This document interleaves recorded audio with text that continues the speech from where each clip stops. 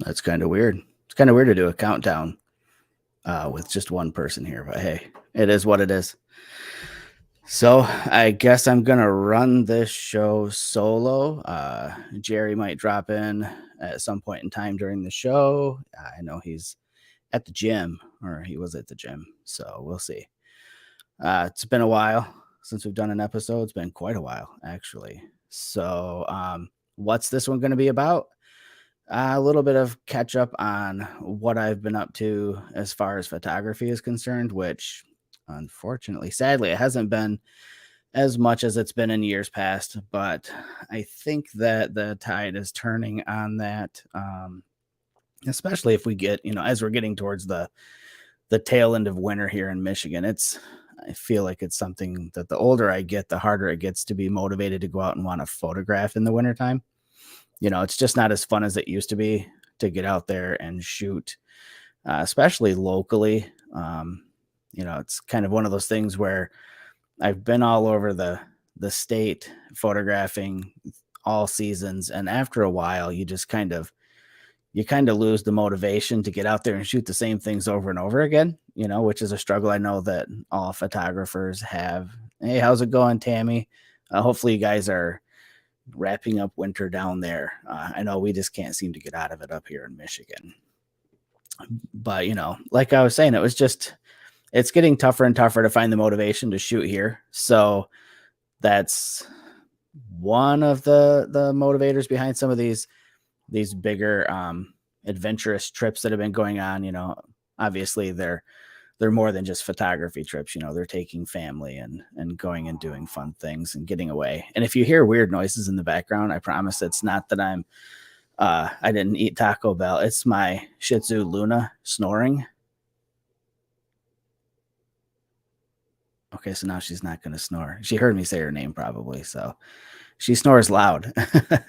She snores louder than human beings do. It's insane. So, anyways, yeah, I am legit going to blame the dog. I think I may have put a video on TikTok or something like that of her snoring at one time. So I've got proof. Proof is out there. It exists, folks.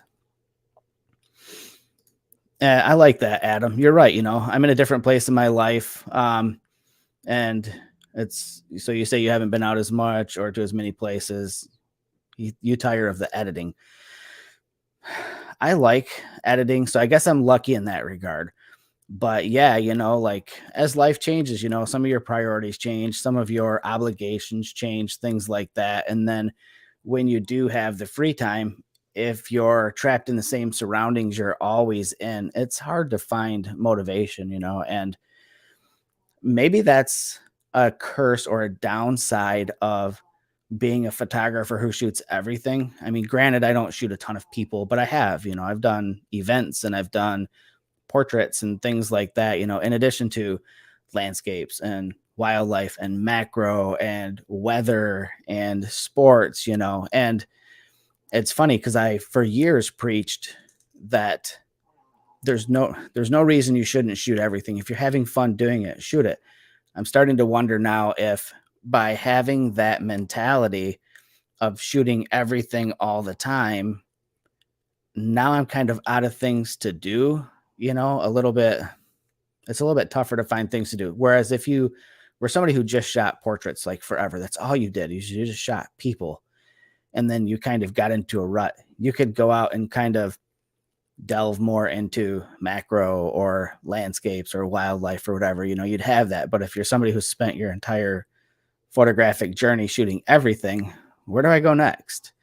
So I think that's part of why travel has become such a big thing to me. I've done, excuse me, a couple of fun road trips over the last few years, that were as much about the experience of travel, and traveling with the people I was traveling with, whether it was my sons traveling, 10 days out west, or whether it was Shelly and I spending, over a week, again, traveling back out west, but hitting new places I had never seen. It was as much about those experiences, of course, as it was photography, especially with Shelly, being that she's a photographer too. So made it easier to have that excuse to go shoot. But I kind of feel like I'm using travel as a reason to shoot more.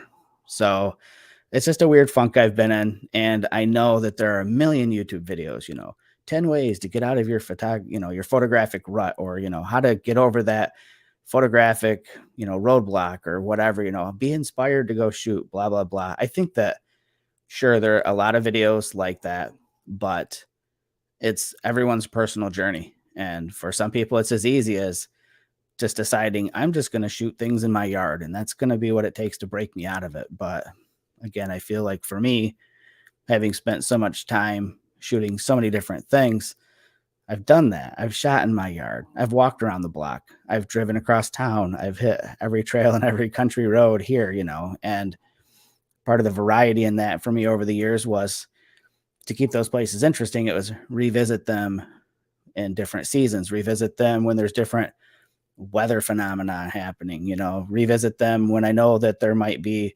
an animal migration happening. Sounds like Africa, but it's not, I just mean like bird migrations and things like that. But, take your easy to reach places and mix them up over time is what I did. And now I've gotten to a point where I did that for years. So now I'm kind of out of that. So here I am, having recently spent a week in Hawaii on the island of Maui. Again, as much a family trip as it was for some photographic opportunities. And I'll share some photos with that. I'll share some takeaways from that. That's kind of what I wanted to do on this show is from a photographer's perspective, some of the takeaways I have from not just that island itself, which I'll have some thoughts on that for those who may be considering a visit to that specific island in the Hawaiian Islands, but also just some of my takeaways on the experience of being somewhere like that and the planning and logistics to make photos there, especially to make photos there when photography isn't the primary reason you're there. So a lot of people travel with family and friends, or to go to events or things like that. And, we try to work in photography in between those moments. And I'll provide my takeaways on that here in a second. And I'll talk about how those takeaways are shaping my next adventure that's coming up soon. So I'll jump into photos first from the trip to Hawaii and talk about the locations, talk about how the planning went for those and some of the takeaways at each spot. So I'll just jump right into that. I don't see Jerry waiting in the lobby to get in, so it might just be me doing the show tonight. So let me do this. Oh boy, it's gonna want me to open. It's another thing I could talk about, I guess. I got a new Mac, so I'll talk about that too. But this is the first show since I've gotten my new Mac, so now I have to grant all these permissions and like for screen sharing. Let me see if it's gonna let me present. Let's see. I want the entire screen from screen 2. Oh, there's Jerry. It's not going to let me do it. So, oh my gosh. This is what I'm going to have to do, folks. I'm going to let Jerry into the stream, and then I have to leave. I have to restart Chrome. Isn't that a pain in the ass? Because I had to grant permissions. Now it wants me to restart Chrome. What a pain. So here, let me let Jerry in, and he's going to take over. And hopefully when I leave the stream, it's not a problem. We'll find out. Hold on. So there's Jerry. And I am backing out. I need to restart. Sorry, I'm late, browser. No, that's all right. I got to restart my browser, and I will be right back. So hold on. All right, who's in here? I can't see who's in here. All right, there we go. All right. Oh my God, this is probably going to. Jamie, how you doing? Adam. Haven't seen you in a while. How you been, man? So I don't know what he was talking about. I don't even know what the show's about today. I think maybe about his trip to Iceland. I think he wanted to talk about planning that. Good to hear. Good to hear. So have you guys, Tammy, do you shoot? Adam, you been shooting? I really do need to hook my other camera up. Jay.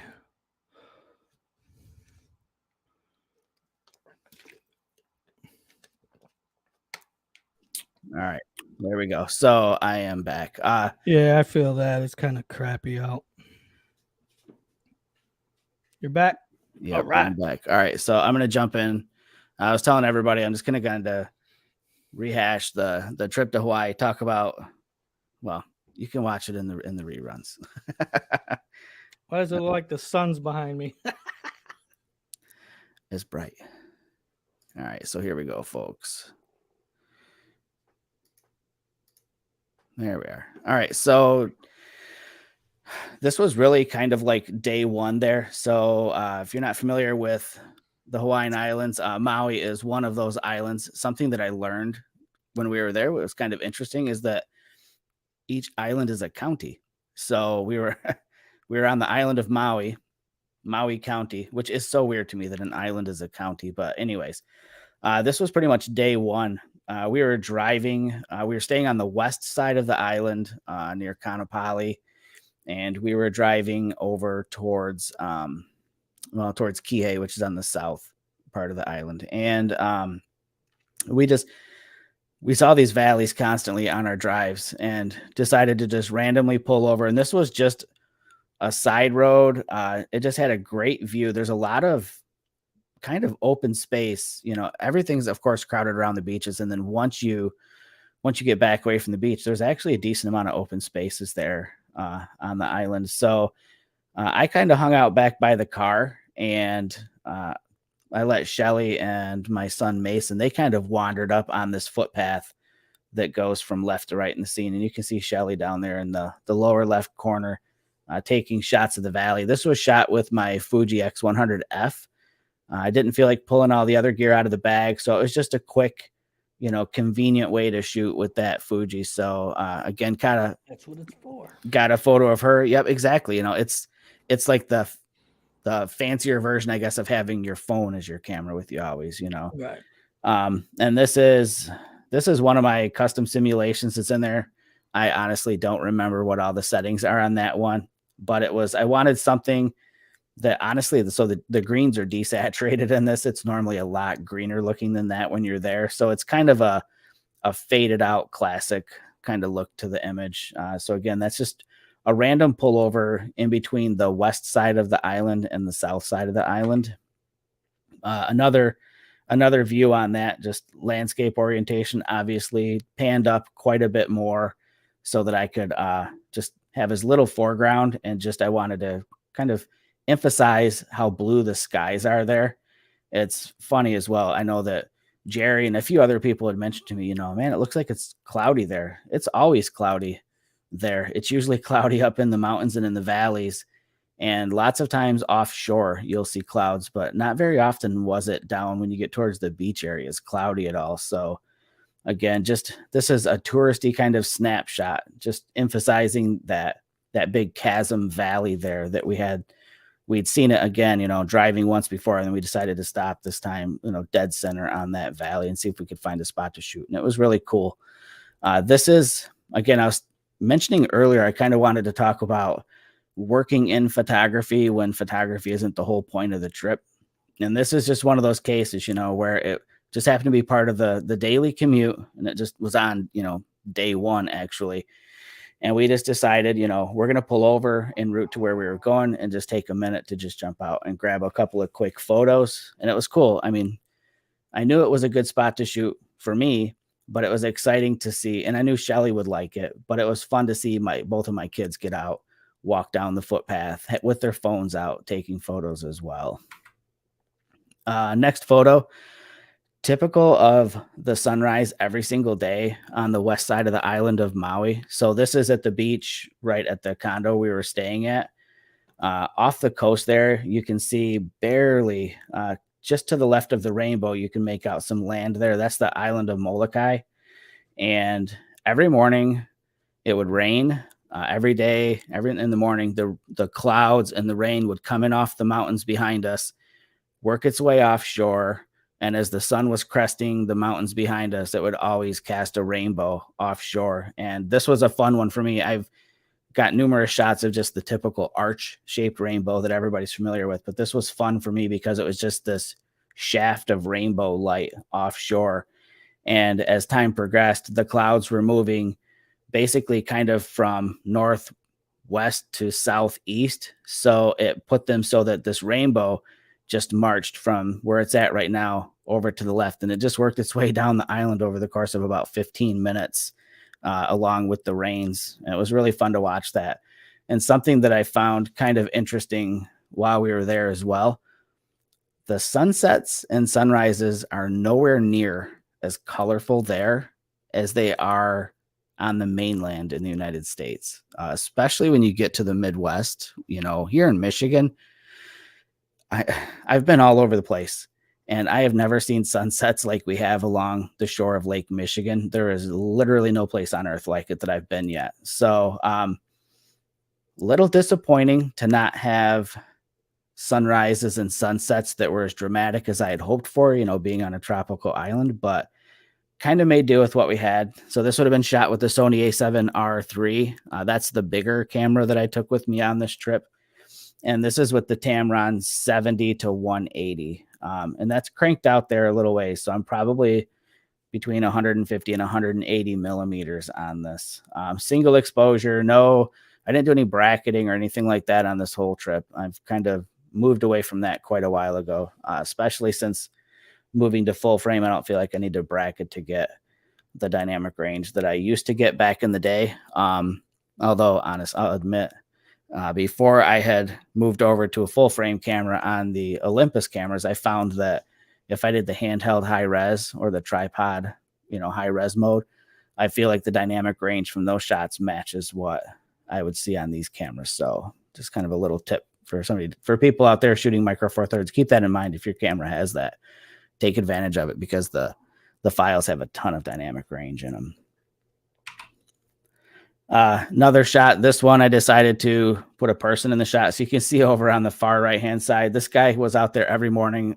We'd go out there in the morning to watch sunrise, and he'd be out there on the beach smoking his Black and Mild cigar and just enjoying the view, standing out there with the waves washing up over his feet. It was funny. I think a little bit later on that morning, Shelly and I were watching him, and he was just letting himself sink into the sand. He damn near got up to the edge of his shorts, sinking into the sand that morning, but he was just still as can be, smoking his cigar and watching the sunrise. That was kind of our fun thing to do there, was because we were still sort of on our time zone. We would find ourselves up really early and then find ourselves in bed early as well. We never let ourselves fully synchronize to the time difference there. And it's like a 5-hour time difference. So they're 5 hours behind us. So when it's 8 o'clock at night there, it's my body's telling me it's 1 a.m. and I'm old. So 1 a.m. is freaking late. So we were tired by then. Hell, even my kids were in bed at like 8:30 every night. So, and they usually stay up late, but might be too because we ran them ragged. Again, what's that? So this is the Sony A7R III for this one, and this would have been the Tamron 28 to 75 on this. Again, single shot, handheld, no tripod. I didn't use a tripod really too much there at all. Did you use that GoPro? I did. I shot some video with the GoPro. I think that my favorite GoPro footage, though, was everything that was underwater. Just the handheld stuff walking around really wasn't super exciting to me. Not as much as the stuff underwater that I did with it. I was super impressed with how well that thing performed underwater. Did you manage to save any POV footage? Mm-hmm. I have some. I haven't done anything with it. Together. Yeah, I need to. I haven't done anything with it because I would like to see. I think that, so I used a mount that mounted it to the shoulder strap on my backpack. And I just think because of how it was positioned, when you're walking, you kind of bounce up and down. And I don't know, I've seen a lot of footage of people doing motocross and it looks crazy stabilized. So I don't know why my GoPro footage didn't look that stable. I mean, I've done it in my truck. I've been off-roading in my truck and it's stable. But for whatever reason, walking, it was just horrible. But I mean, some of it's probably salvageable, so I'll probably do something with that. So this shot here there is a a park on the island of Maui called the Iao Valley, and it was one of the places that Shelly had picked out to visit. And unfortunately, when we got there, we found that the park was actually closed. They were doing some major renovations to add parking spaces to it. So we got as close as we could, but I don't do a lot of like documentary photography. Like I don't photograph like the signs in front of resorts you're at or street signs and things like that. And I figured on this trip, I'm going to start trying to do that a little bit more. And this marker for the entrance to the park kind of was really cool. It looked old. I mean, who knows? It could only be like 5 years old for all I know, but I just liked that it was a like engraved into the stone and there were all these lush tropical plants and it was so dark and dense behind it. So I decided to just get low. And again, this would have been with the Sony A7R III. Pretty much everything is shot with that camera that I'll share. And this would have been with the Tamron 28-75 as well. So probably at f2.8, and then zoomed in at 75 millimeters so that I could just kind of, I don't know. I just liked the look that it gave me. Didn't have to do much processing for this. So that was kind of a good one for me because I do spend a lot of time processing. This would have been on the bridge that crosses this stream that heads into the Iao Valley, and that set of peaks and the valley in the background there, that's not technically the park or Iao Valley. It's just one of the things on the way there. But we decided to stop and get out and shoot over the bridge, and it was great light. We were lucky enough to have, again, I mentioned earlier that there's clouds always over the mountains and in the valleys. And we got lucky in how we timed out the time of day that the sun was getting a little bit lower. So it was casting light through the clouds that were nestled into the valley there. So it gave a nice soft golden light over this river. I didn't do anything. I had filters with me and I had considered setting up and doing a long exposure, but I really didn't want to mess with that. I don't think that it would have benefited this photo in any way to have that water like smoothed out in any way. There wasn't like any place where it's super noticeable, like a waterfall or like a tight spot in the river where it would have made a big difference. So I didn't bother with that. I just kind of enjoyed standing on the bridge and taking photos. This would be the Tamron 17-28 on the Sony A7R III. And another shot. So this is looking up towards Iao Valley. And this is kind of, we would have been up in between some of those valleys if we would have been able to get up into the park. And it's funny because Shelly has this photo too, or a similar one.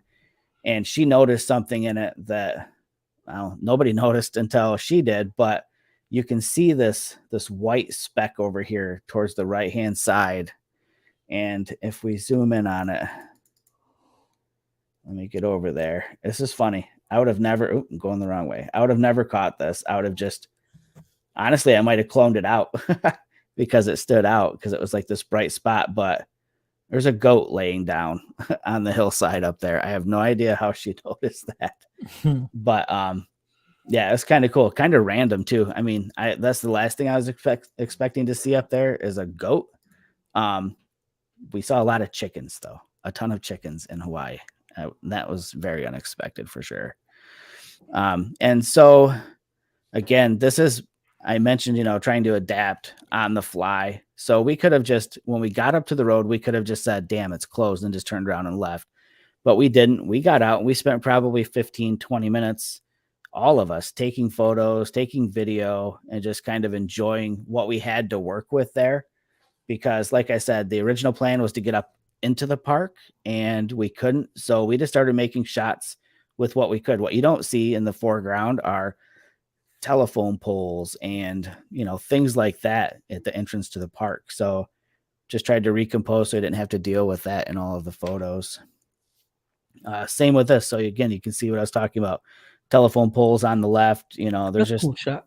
all kinds of stuff there. So what you can't see in this is that in the road up here on the left-hand side is our car, and then 3 other cars parked behind it on the side of the road, and a gate that crossed the road here that blocked off entrance up into the park. So yeah, I'm not above So you removing couldn't stuff. you couldn't go up the hill? No, we couldn't get any further than just past that curve in the road that you see in the background. On the left, there was a park, and there was a bunch of people there having like a family party and stuff like that. But that would have been the entrance to the park, and that, unfortunately, that's as far as we could make it, was there. So I just, cliche or not, I don't care. I got low, I got wide and shot. And then when I got back home, I said, all right, all the cars and traffic and stuff like that and the gate, they all have to go. So I cloned those bad boys out.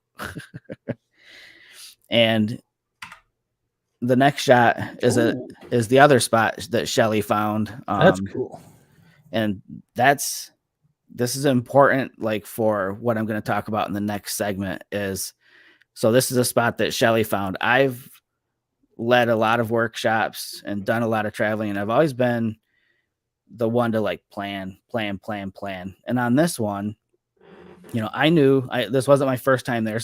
It's my first time to this location in this photo, but not my first time to the island.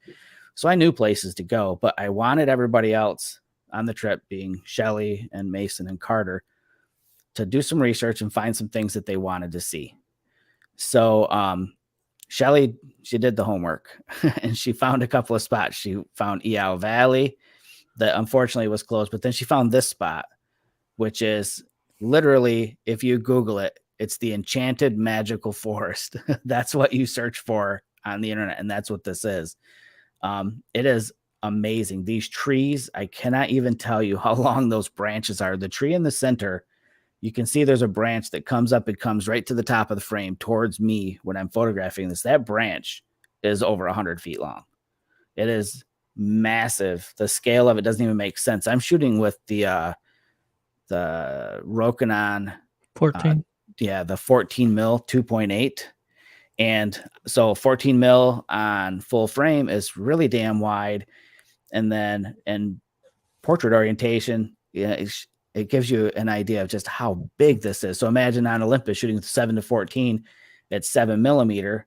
And I'm back from that tree, probably a good 50 or 60 feet. And I can't even get in the last quarter of that branch over the top of my head in this shot. It was just massive.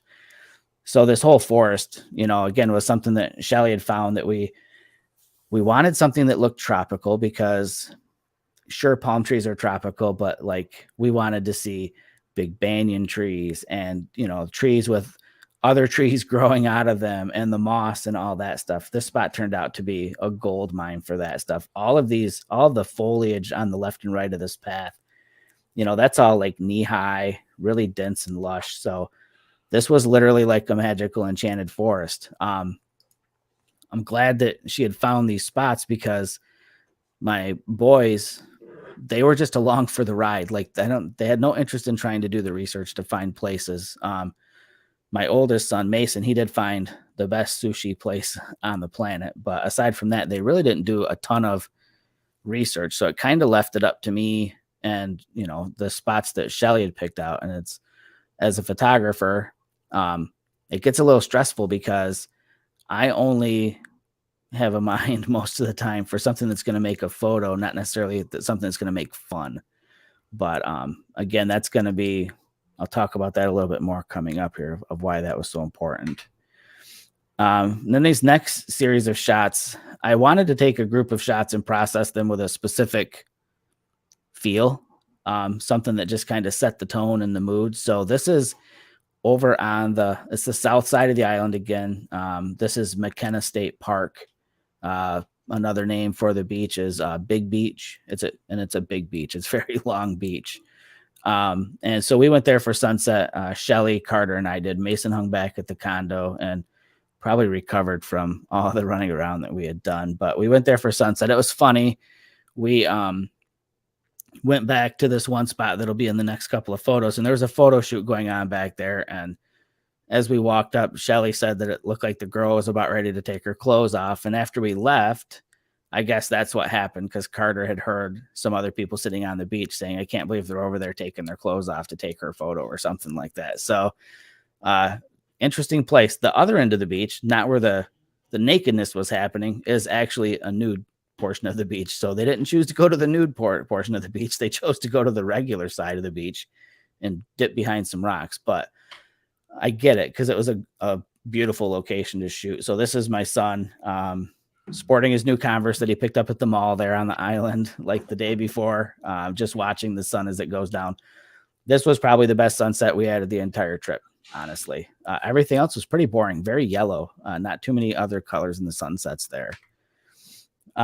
Next shot. So again, this is around this rocky point, kind of where the photo shoot was going down. And it was fun to just get back somewhere that had rock and like the black lava rock, because that's kind of what you think of when you think of Hawaii is black lava rock and all these little tide pools and stuff. So it was fun to just get down there, get a little low for the shot, no long exposures here. Just freezing the action of the waves crashing on the black lava rock. And again, trying to fit that same aesthetic as the photo of Carter at sunset as well. Just like this last shot. We're sitting there taking photos, and right behind Shelly, this palm frond fell. And this is long. This is like a 6-foot long palm frond that probably weighs like 15 pounds. Just fell right out of the tree right behind her. Luckily it didn't hit her, because the whole end of the day would have been completely different if that was the case. So, but taking advantage of what you have around you, I wanted some leading lines pointing towards the sunset. So what I did with this shot is I picked up the palm frond and I'm holding it up, and I've got my camera nestled down in between the blades of the palm frond for this shot. And to do it, again, I put on the Samyang 14 millimeter f2.8 for this shot, so I could have it really wide so that the palm fronds kind of wrap around the frame. I took this this was like my Jordy Koalitic minute. I don't know if you don't know who he is, follow him on Instagram, Jordy Koalitic, and he does cool shit like this. He'll just find some things laying around and work it into a shot to kind of give a cool perspective. So that's what I did. Just handheld, really quick shot. Honestly, very little effort in this, but just the same processing, again, to keep that same aesthetic. The next one, I was digging the aesthetic of the previous ones, but this scene didn't quite fit the vibe. Everything would have been way too dark on it, but I still wanted to get that warm feeling. This is at a different beach. This is over on the west side of the island. This would be just north of Kaanapali. It's DT Fleming Park. And Shelly and I went there a couple of different times. We went there once just ourselves, and then we went back again with Carter as well. It was just this guy jogging down the beach. It was a fun spot. I've got a couple of different shots from earlier in the day. This is getting close to sunset. You can see the sun through the trees there. So I think we've got probably about 45 minutes before the sun is completely set in this shot. This would have been shot with the Sony and the Tamron 17-28 on this one. Next shot, same place. There was a family of people surfing there, so we spent a little time photographing the surfers. This guy, not the greatest. This was the only time I seen him get up on the board, and he pretty much immediately fell down. But this next kid, probably their son, I'm guessing, maybe 12 years old, 13 years old, was shredding out there like the entire time. Like he didn't miss a wave and just killed it out there. This is the Tamron 70-180. I kind of wish I had the big 200-600 when I was there, but the 70-180 did pretty good. And this is a crop as well. He was out there a ways. So I don't know what percentage of the image is cropped for this, but it's a decent chunk. I probably took out 30% of the image to get this crop of this kid riding. I also wanted to showcase just how blue the water is there. You'd go from one spot and it would be the darkest, deepest blue, and then you get to other spots and it was very reminiscent of what we'd have here in Michigan, on Lake Michigan up near Point Betsy. Just this gorgeous like aquamarine blue. That's a cool picture. And then the next one, again, same location. It's at that same park, just over to the other side. There was a spot where you could kind of climb around through all the lava rocks. And I just wanted to, again, capture that blue that was in the water. And I think that having the dark lava rocks in the foreground really helped it. And I took filters. I have 2 long exposure photos, really is about it. Everything else it was more important to me to capture and freeze the motion rather than extend it, because the waves were so big and there's no sense of scale in this. So this wave's probably 6 or 7 foot tall. but you'd never know. It looks like it could be a foot tall. But I sat back from the rocks a ways, and this is, the 70 to 180 again, zoomed all the way in at 180 millimeters. So a little bit of a longer shot, but I wanted to do that to kind of compress the rocks in the foreground. And I think that's it. I guess it must be it. Yeah. Cool. Let me get out of here. Stop sharing. There we go. Yeah, it was like I said, it was kind of cool. Definitely I learned some things on this trip. And I think that the big one was that I think the biggest thing was just knowing that go into a situation like that being not just flexible, but I'm trying to find a way to put this into words. And I had it all in my head too before we started the show. I guess my biggest takeaway from it was you either take 100% charge and command of what your itinerary is going to be, or you just wing it, well, no, I mean, because you'll get to a point where in some places, maybe not everywhere, but winging it doesn't always work. You know what I mean? Like if you don't know what the potential is, just winging it, you're probably going to miss out. Like the worst thing would be for me is to wing it and then get back home and then see photos from like 2 minutes away from where I was and realize I could have been doing so much more. If you're there for photos, yeah. Yeah, exactly. And honestly, even not just for that, like, just to visit things, it's not like we go someplace like this often, Right. So putting the legwork in up front. Oh, so. Hell no. No, definitely not. That's why this doesn't happen often. So having put in, I put a little too much faith, I think, into my kids to do the research. And I think that they're young and they know I'd been before. So I think that they had just put all their faith in me to just figure that if they didn't do it, that I would just do it for them. And I kind of didn't. So we spent a couple of days where there was some time where I was stressed out because I'm like, what do you guys want to see? What do you want? What kind of things do you want to see? And I think they just wanted me to do it. They just wanted me to run the show for them. So those were some stressful days for me. And that led me to where I'm at now with this trip to Iceland. I've spent years researching it, and it's one thing to research it and know all these places and know where they're at, but then it's a whole nother thing to know where they're at and then spend the time to say, okay, we're going to need X amount of time to get from point A to point B. We're going to want to spend X amount of time at this spot before we head to the next one in order to be able to make it to the next one, etc. It's just the logistics behind it can get overwhelming. And especially someplace like Iceland, where repeatedly I hear from people that it's hard to get from point A to point B because between point A and point B, like every 2 minutes, you're like, oh my God, I got to shoot this. Oh my God, I got to stop. Oh my God, you won't believe this. Like something that would take like an hour drive takes people 3 hours because they can't stop stopping along the way. So I decided to take that off my plate. So I hired this company. It cost $200, and I figure it's going to be worth 10 times that to me by not having to worry about it. So the name of the website is Iceland Travel Guide, and their website is icelandtravelguide.is, and .is is the Iceland domain name, or the Iceland domain. And what they do is they send you a list of questions. There's like 10 or 12 questions on it, and you just answer those questions as detailed as you want. And if you don't answer them super detailed, they will kind of fill in the blanks for you. But they ask you things like, what day do you arrive? Do you have lodging? If so, where? If not, do you want us to help you find lodging? Their whole goal is to take as much of the burden off of you as possible and give you an itinerary. You're paying them, yeah, for sure. And I think what really drew me to them is they express that not only will they build you an itinerary, but they're going to put in things that aren't like on the beaten path. Like they're going to send you to things that are more local things. that maybe not, because everybody knows about the big things in Iceland, like Skogafoss Right.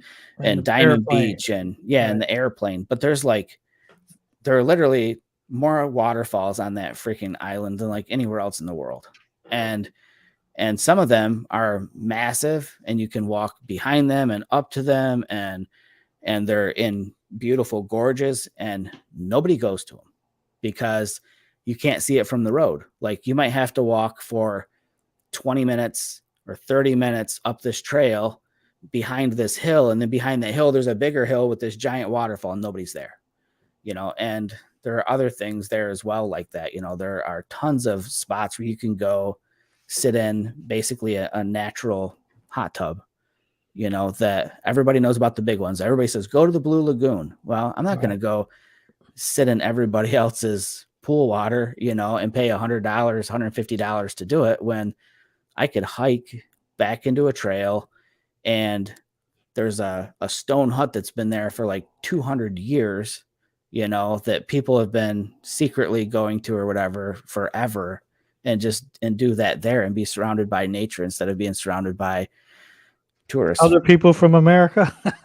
Well, hell, other people from everywhere around the world. I mean, it's it's like the thing to do when you're in Iceland. And I want this to be a unique experience. So like I said, I hired them and I told them, this is where we're staying. This is what day we get in. And one of their questions is, what day do you leave and when do you want your road trip to stop?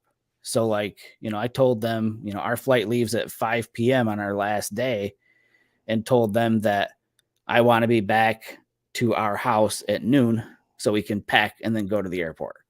So they'll build an itinerary that'll keep us busy and we'll get the most out of it, And then I put in the highlights that I want to see. And Carter's done some research on this one. He knows there's some places he wants to see. So I've put those in as well. But I did realize partway through this, I had rented us an Airbnb in Reykjavik, and there's a couple of things that I really have to see that are on the south part of the island.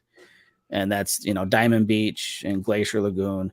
Right. But then kind of further up towards the east is Vestrahorn is a big mountain that I want to see, and realized that that's a 4.5 hour drive from our place just to get to the lagoon. And then it's another hour from there to get to Vestrahorn or whatever. And decided in the middle of it to just book one night at a place kind of like right there. So, but I worked that into my questionnaire with them. I told them I'm here. I have a place for the entire stay here in Reykjavik, but I did also book a night down here near Vik, and we'll see what they come back with. I filled it out today, so I'm really interested to see. I'm sure it'll be good. What they come back with.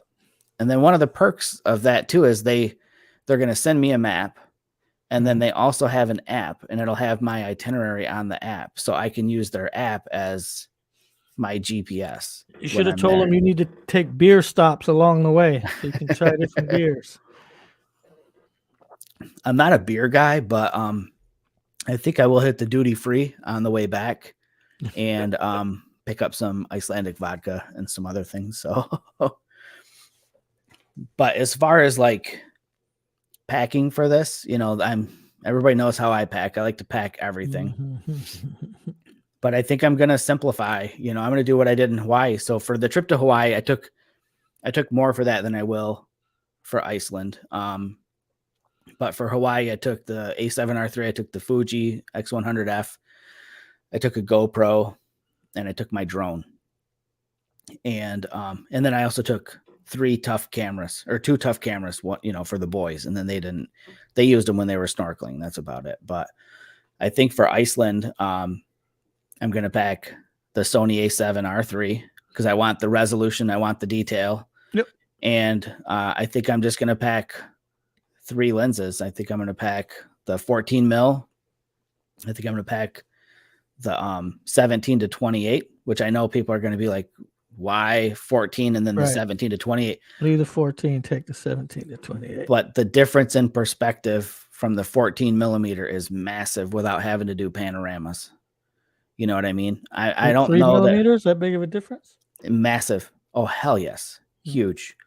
Yep. Yeah. 3 millimeters is big on the wide end. On the telephoto end, it's barely noticeable, but on the wide end, it's a lot.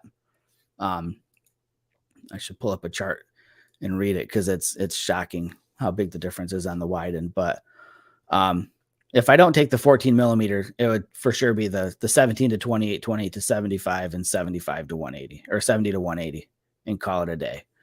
You don't want to take the big one? Take the big boy? No, there's no way on earth. Yep, way too big. I'm not going to want to carry that because I plan on doing more hiking on this trip than I've done on trips in quite a while. I think I don't have a choice. Also, some of the stuff that we're going to want to see are going to involve hikes. And the other thing I'm learning really quickly, even after 3 years of reading, I spent so many years researching where, and not enough time researching like what I need. I know where I want to go, but I'm quickly finding out that gear wise for clothing, I knew it could be windy there. I knew it could be rainy there, but we're going we're going in the middle of May. And even in the middle of May, everybody's saying you need to layer your clothes, and that even though it's not as cold as Michigan gets, even in the wintertime, their winters aren't as cold as Michigan. But the wind, everybody says, is something like you've never experienced in your life. So now I'm kind of in this sort of last minute, still got a couple months here, but a little bit of a pinch to get layered clothing for my sons. I have everything I need, but they don't really have that stuff. And I'm trying not to go out and break the bank buying them stuff for a trip that, they're probably never going to wear this stuff again. Get them some long underwear. Yeah, it's going to be and a couple of sweatsuits. They'll be all right. Yeah, long underwear. And I found there's a brand called Frog Togs on Amazon. And for anywhere from like $26 to like $35, you can get an entire rain suit, jacket, and pants. Yeah, rain suit's probably not a bad idea. I know I ride my bike in the winter when it's 30 degrees, 35 degrees. And if I put on sweats, or if I put on long underwear, sweatpants, and then jeans, and I'm fine. Yeah. And you're talking 60, 70 miles an hour. Yeah. Yep. I know. And that's the thing, is like you combine that with rain, and everybody says, you can go from having a good time to just being miserable, Sure. So it's going to be a learning experience. And I'm looking forward to getting it done and just being able to share my takeaways from what I needed and what I didn't need. You know what I mean? Because packing for a trip to Hawaii, that's pretty easy. You take shorts, you take flip-flops, and you take whatever camera gear you feel like carrying, but someplace like Iceland, it's just way too crazy of an environment weather-wise. I was reading, somebody said that that when they went in May, they like one day they were wearing shorts and a long sleeve t-shirt, and then the next day they had on 3 layers of clothes and winter coat. So it's kind of becoming a challenge to pack for that. But again, that's one of those things also that this guide company does, is they tell you, this is what we're going to suggest you bring for clothing. And we're using them also to find places to eat and things to see locally, because I'm not going to spend the entire time there just photographing waterfalls and landscapes. I want to explore the towns. There's some small fishing villages that's on my list. There's some cool churches there that I want to photograph as well. So it won't necessarily be all about waterfalls and lava rocks. We want to see as much as we can. So, but my big takeaway from Hawaii was, if you can do it, let somebody else plan it for you and just try to enjoy the whole experience more. I mean, it's not like a workshop. I'm not getting paid to go to these places. So if I don't have to be responsible for the planning, then screw it. I'm not gonna. And you might see some stuff you wouldn't have. That's my hope. If you did it on your own. Yeah. And I think that there will definitely be that. Now, I think that the big struggle for me is going to be resisting the urge of getting from point A to point B like they have scheduled out, and then seeing something and not stopping. I'm going to have to. Yeah, for sure. I mean, you'll be able to pick or choose what you want to not go see. You know what I mean? Yeah. Yeah. I think that's for that time. Yeah. That's where it's going to be interesting and tricky, is just managing the time. Hey, thank you, Jeffrey. I'm hoping it all goes smooth for sure. Didn't see you jump in here. Unfortunately, I apologize, everybody. I haven't been looking at the chat. I've been running my mouth like I usually do on these shows, but so I've done enough talking, Jerry. Talk about what's new with you. What are you doing? There's nothing new with me, so you might as well keep talking. Same old. I haven't done any shooting. No, I know. I get it. It's hard, man. It's just work. It sucks, man. I'm in depression right now, I think. That's so. I am. I'm always at the bar drinking beer. We had daylight saving time, so it's lighter longer. We just need to get past the cloudy weather, and I think we'll be good. Yeah, them couple of days the sun was out, I went for walks. I was like, nice. Yeah, it's funny. We had that snow the other day. It was fun to get out and take a few pictures of that. I took Shelly to work because the roads were less than fun. So on the way back, I stopped and snapped a photo. I was talking to you. I told you to hold on a second while I jump out of the car. I stopped and got one, yeah. And then it all started to melt, and now it's snowing here again, and they're calling for another 2 to 4 inches. I'm like, what is going on? Like, it melted, and I woke up and it snowed again, and now it's gone again already. But yeah, so I mean, sorry folks for the few and far between shows, but I'm sure a lot of you will understand.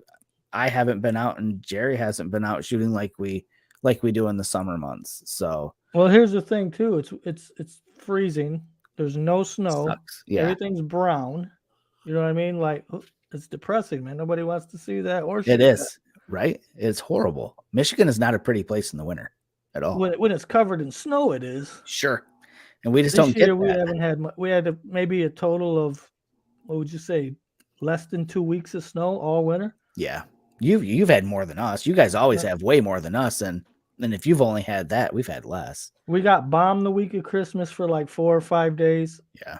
And then beyond that, I mean, maybe another week and that's it. Yeah. It's rough. It really is. It's hard to stay motivated. I don't know how I did it years ago. I think it was because photography was so new to me, maybe, that I was just inspired by everything. And then I think the longer I've been shooting, it takes more things to. Well, you were having fun coming over here shooting the lighthouses. Yeah. But I've done enough risk in my life going out on those freaking things in the winter. Yeah, I haven't been out there in a couple of years, really. Yeah. Last few, I mean, these summers either. I don't go down to the lake much. Well, I guess I did go up there a couple weeks ago and photographed.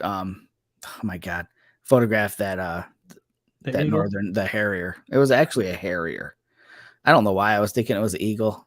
It was so big from far away. It looked big from far away, but yeah. And that's about it, man. I haven't done much. I did a lot of shooting in Hawaii, or a fair amount. And I actually gave myself time to rest on a vacation too, which was weird. I mean, spent time, laying down by the pool and laying on the beach. What you got to do, man? Yeah, it was needed.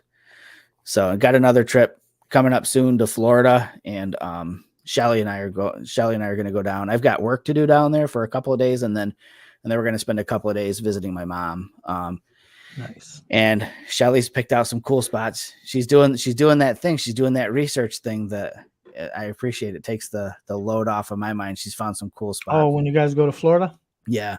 She actually found one that's literally right across from my mom. It's a savannas preserve like area, like a grassland, and just a really cool area full of animals. So, And I've been wanting to go there. Every time I go down, I want to go over there, but I never do. And then Shelly's like, this place looks cool. And I'm like, oh my God. I said, look up where my mom's place is on Google Maps. And then I showed her, it's like, boom, it's literally like in her backyard. So that'll be fun to do that. And then there's also a SpaceX launch that hopefully doesn't get scrubbed, because I'm taking my long, the 200 to 600 down there. So nice. I'm hoping to get a shot of that. Would be kind of cool, but that's about it. That's about all I got coming up. I got that and then Iceland in May, and then hopefully a fun summer. I'd like to get out and storm chase in the Plain States again. Like to get out. Yeah, let me know. I'm ready for that. Like to get out Jeffrey's way again. Those guys know how to do storms, man. We don't know how to do them here in the Midwest. Yeah.